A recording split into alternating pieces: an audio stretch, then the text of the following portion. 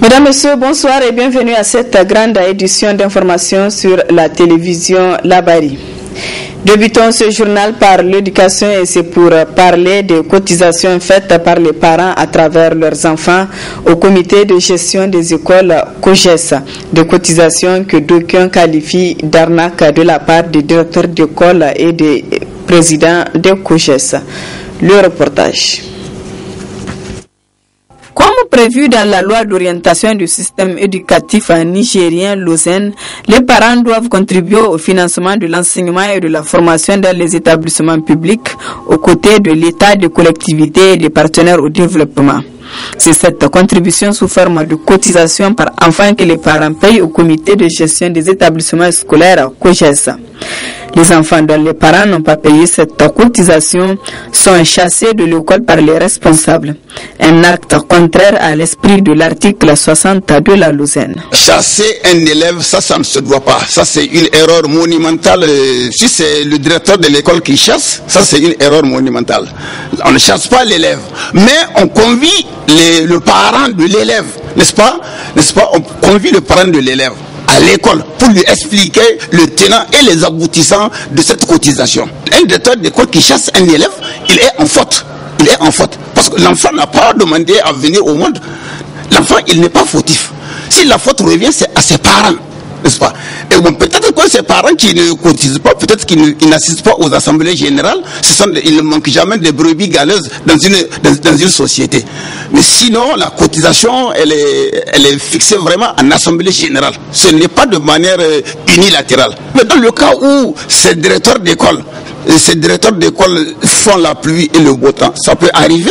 Partenaire de l'école, en l'occurrence le collectif des ONG et associations de défense de l'éducation QUAD, dénonce cette cotisation qu'il qualifie d'arnaque de la part des responsables d'école et des présidents de COGES. Quand tu te rends dans un établissement public, il y a le fameux comité de gestion, donc qui prend au niveau de chaque élève 2000 francs, 3000 francs. Il y a des fois où tu trouves des établissements qui prennent 5000 jusqu'à 6000 francs. Ça va dans les poches du chef d'établissement qui est toujours en complicité avec le fameux comité de gestion, parce que si tu te rends compte, dans tous les établissements, le président du comité de gestion, c'est l'ami intime du chef d'établissement. Je tiens à vous dire une chose, dans ce pays-là, pourquoi les gens, surtout les enseignants, se bousculent pour avoir des postes de responsabilité? Réponse: c'est pour manger ses sous. Nous, en tant que collectif des ONG et associations de défense de l'éducation, on est en train de fustiger vraiment ce genre de comportement. Nous en appelons à l'assainissement de l'école. La mise en place de COGES dans les écoles est censée apporter un changement qualitatif aux conditions d'études des élèves. Un cas de viol a été retrouvé et dénoncé dans la localité de Torodi. Il s'agit d'une fille âgée de 10 ans qui a été violée par un homme d'une trentaine d'années. Le reportage est de Nafissa Zakou et Sadoudoumi. Cette jeune fille Pearl, âgée de 10 ans, répondant au nom de Fatouma Idrissa, a été violée par un homme âgé de plus de 25 ans dans la localité de Torodi. Grâce à l'aide de l'ONG SOS Femmes et Enfants Victimes de Violences Familiales Fleuve, Fatouma a été conduite à Niamey où elle a suivi des soins. Fatoumata Idrissa est une jeune fille Pearl, âgée de 10 ans, qui a été retrouvée presque morte dans la brousse pendant qu'elle était partie au pâturage avec ses animaux. Donc elle a été agressée par un homme âgé d'une trentaine d'années qui l'a violée, qui l'a laissée presque morte parce que nous, le jour où nous l'avons reçue, elle saignait de partout, les nœuds, et nous avons même constaté les traces d'étranglement tout autour de son cou, pour dire que vraiment cet homme-là a juste voulu la tuer et continuer son chemin. Selon la tutrice de Fatouma, l'auteur de cet acte est en fuite.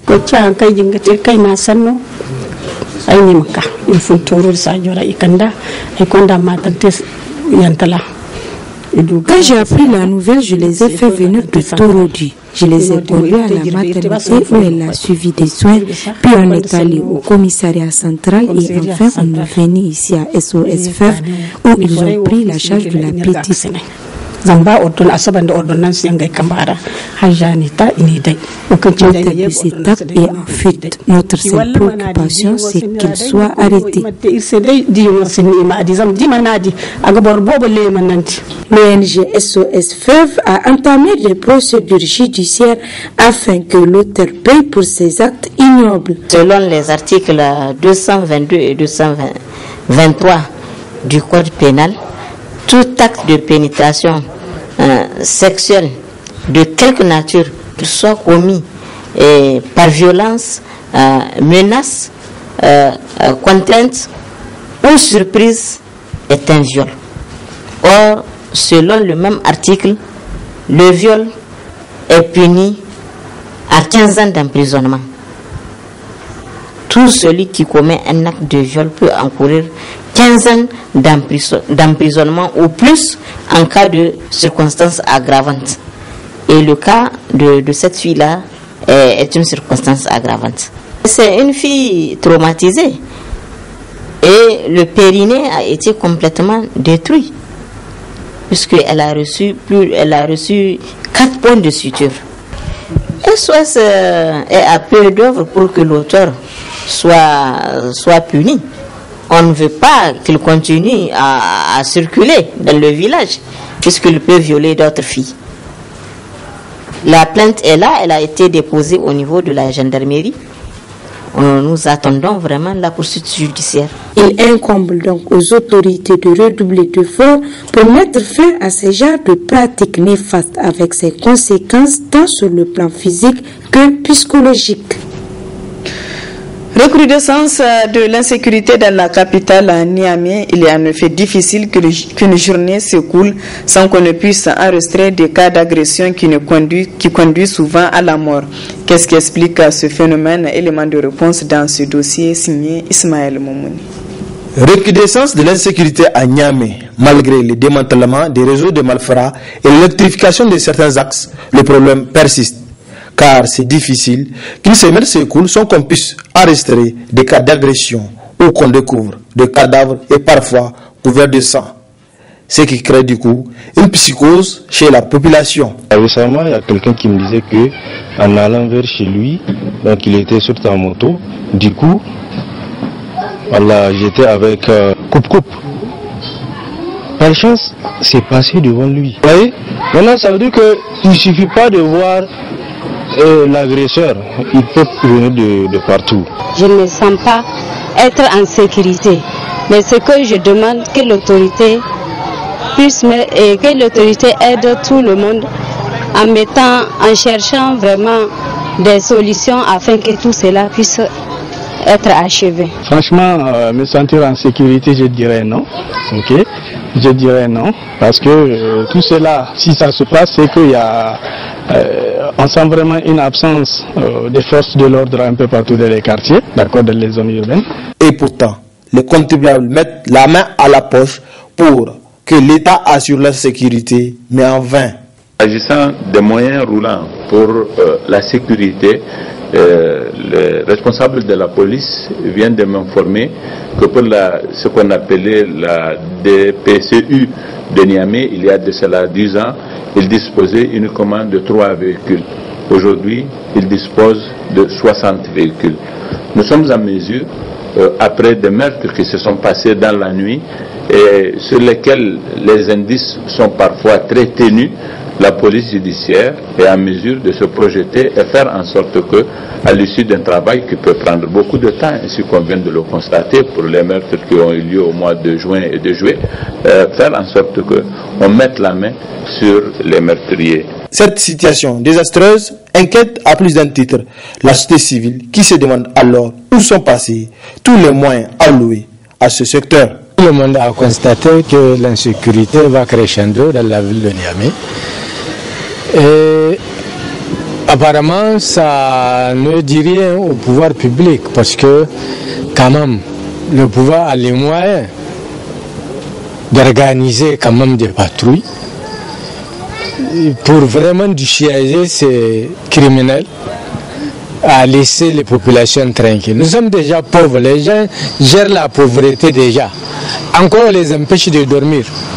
Mais il faut quand même, et surtout ces enfants quand même qui rentrent dans l'insécurité. On a égorgé par là, on a égorgé par ci.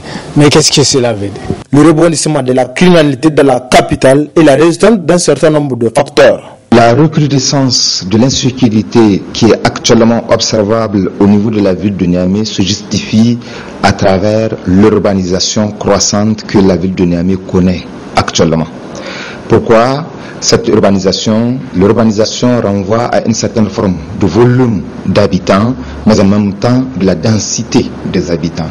Et lorsque volume et densité sont présents, il va sans dire qu'on va assister au niveau des différents acteurs sociaux, notamment les individus qui vivent dans la ville de Niamey, à produire des stratégies chacun en ce qui le concerne pour survivre. Toutes les religions du monde condamnent fermement la criminalité. Le musulman en entier est interdit à l'endroit ou à l'égard de son prochain, son sang, de son âme, son bien et son honneur. Et de nos jours, ce qu'on constate, certes, ce sont des crimes organisés qui sont en train d'être faits ici à Niamey. Les attaques sont châtiées en islam par ce qu'on appelle dans la charia islamique le fait que la personne se présente devant un cadi et que ce cadi fasse en sorte qu'il fasse des investigations afin de pouvoir voir quel châtiment lui est réservé. La Bible condamne systématiquement les crimes, les violences de quelle qu'en soit la cause. L'un des 10 commandements que nous trouvons dans la parole de Dieu, c'est « tu ne tueras point ». Et la Bible nous demande de rester tranquillement avec nos voisins, de nous aimer les uns les autres. Mais malheureusement aujourd'hui, ce qui est courant, c'est que malgré ces actes criminels, malgré ce banditisme ambiant, la population a l'impression que les bandits qui sont arrêtés, ils sont automatiquement relâchés. La population aussi a sa part de responsabilité dans cette situation, comme en atteste le gouverneur de la région. La population de Niamey ne collabore pas effectivement à la recherche et à la neutralisation de ces malfrats qui sont là parmi nous, que les gens voient, que les gens connaissent.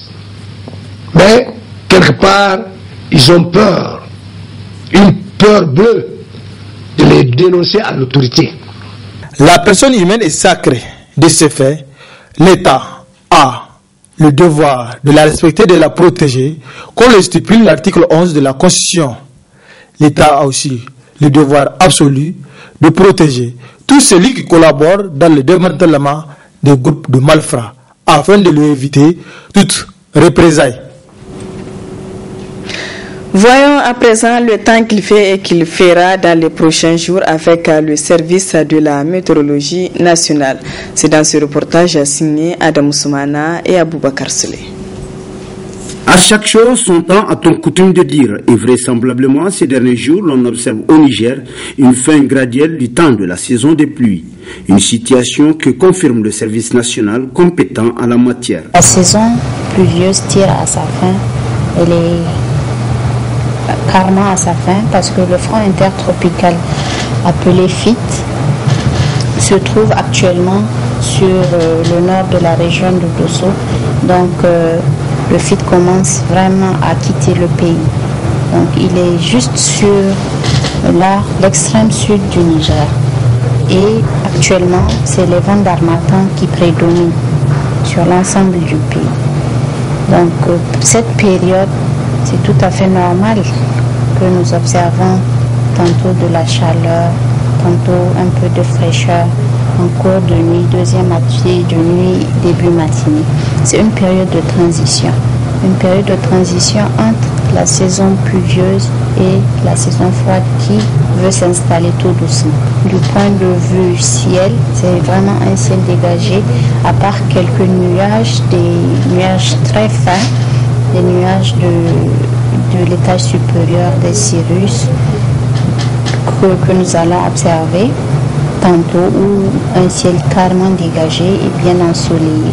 Donc pour les jours à venir, nous allons quand même avoir un renforcement des vents en surface sur l'extrême nord-est du pays et sur le Kawa, qui pourrait entraîner un soulèvement de poussière sur les localités de Bilma et Ngurti, un peu vers Ngingimi.